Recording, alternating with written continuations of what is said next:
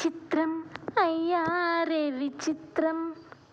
ఏంది విచిత్రం అంటుంది? గోరుచిక్కుడికి అంత విచిత్రంగా ఉండిద్దా? అయ్యి బాబోయ్, విచిత్రం కాదండోయ్. నేను చెప్పినట్టు చేశారనుకో, ఒకటా రెండా మూడా ఎన్ని గిరిటెలైనా వెయ్యి వదలకుండా తింటాను చూడు అని గోలు పెట్టేస్తూ ఉంటారు.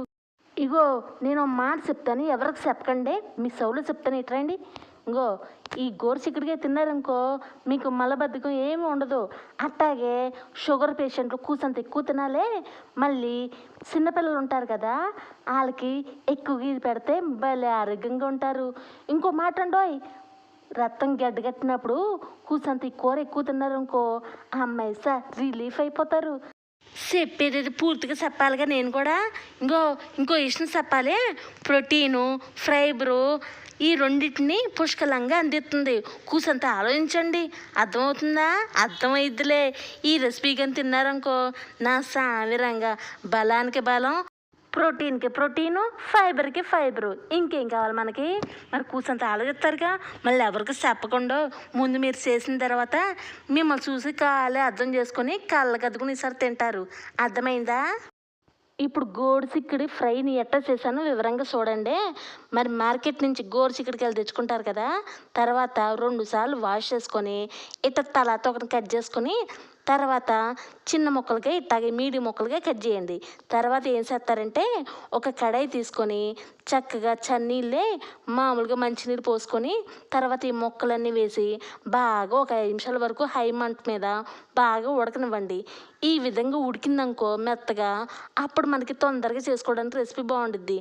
తర్వాత ముక్కలన్నీ మెత్తగా ఉడికిన తర్వాత చక్కగా ఆ ముక్కలన్నీ వేరే ప్లేట్లో తీసుకొని ఒక కడాయి తీసుకొని కొద్దిగా ఆయిల్ అనేది ఒక 4 టేబుల్ స్పూన్ వేసారనుకో సరిపోద్ది. తర్వాత కొద్దిగా పోపు దినుసులు మీరు ఎన్ని రకాలు పెడతారో అన్ని రకాలు పెట్టుకొని, అంటే ఆవాలు, జీలకర్ర, పచ్చెనపప్పు, మినపప్పు, కరివేపాకు, ఇంకేంది ఎల్లుల్లిపాయలు ఒక 4 ఇట్లా వేసుకొని 2 నిమిషాలు వేగిన తర్వాత గోరుచిక్కుడికాయ అంటే సిసి అనే చాలా మంది ఉంటారు కదా, మరి అట్లా అనకుండా నేను చెప్పినట్టు చేయండి. ఇట్లాగ జీడిపప్పులు ఉన్నాయి కదా, అవి ఇట్లాగా ఒక 15 వరకు వేసుకొని ఇట్లా దోరగా వేగిన తర్వాత ఇప్పుడు ఒక పెద్ద సైజు ఉల్లిపాయ, 2 పచ్చిమిరకాయలు కూడా దోరగా వేయించుకోండి. ఇట్లా మెత్తగా వేగిన తర్వాత ఇప్పుడు టేస్ట్ తగ్గట్టు సాల్ట్, మరి ఉల్లిపాయలు పచ్చిమిరకాయలు తొందరగా వేగాలంటే కూసంత సాల్ట్ ముందుగానే వేసుకోండి మీ టేస్ట్ తగ్గట్టు. తర్వాత 1/2 టేబుల్ స్పూన్ పసుపు ఇట్లా వేసుకొని తర్వాత మీరు ఇట్లాగా గోరుచిక్కుడుని ఉడకబెట్టారు కదా, అవన్నీ ఇట్లా వేసేసుకొని ఇలా ఓవరాల్గా కలుపుకోండి. ఇక ఒక 2 నిమిషాలు బాగా మగ్గనివ్వండి. ఆల్రెడీ మగ్గింది ఇంకెంతసేపు మగ్గిస్తావు అని మీకు గోలు పెట్టేస్తూ ఉంటారుగా, ఎంతోసేపు కాదు కూసంతే 1 నిమిషం వరకు ఇట్లా మగ్గనిచ్చి మనకి టేస్ట్ తగ్గట్టు 1 టేబుల్ స్పూన్ వరకు కారం వేసుకుంటే సరిపోద్ది. మరి కారం అనేది మనకి ఫ్రై కర్రీలు ఎక్కువగా కారం పడదు కదా, కూసంత పులుసు కర్రీకి కారం వేసినా బాగుంటుంది. ఫ్రై కర్రీకి కూసంత చూసుకొని వేసుకోండి, లేదంటే ఘాటు ఎక్కువైపోద్ది.